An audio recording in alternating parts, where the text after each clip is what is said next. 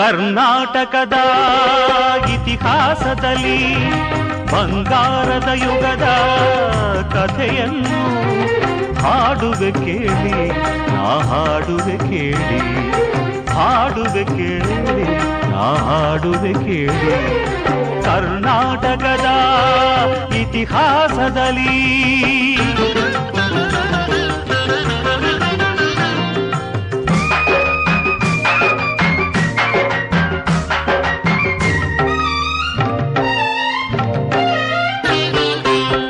ಜ್ಞಾನದ ಜ್ಯೋತಿಯು ವಿದ್ಯಾರಣ್ಯರು ಅನುಗ್ರಹಗೈದ ಭೂಮಿಗಿದು.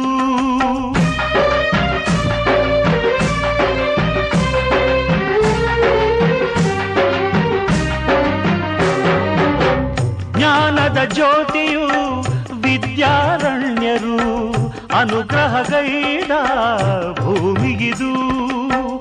ಹಕ್ಕ ಬುಕ್ಕರು ಆಡಿದರಿಲ್ಲಿ ಹರುಷದ ಮಳೆಯನ್ನು ಎಲ್ಲೂ ಚೆಲ್ಲಿ ವಿಜಯದ ಕಹಳೆಯ ಊದಿದರು.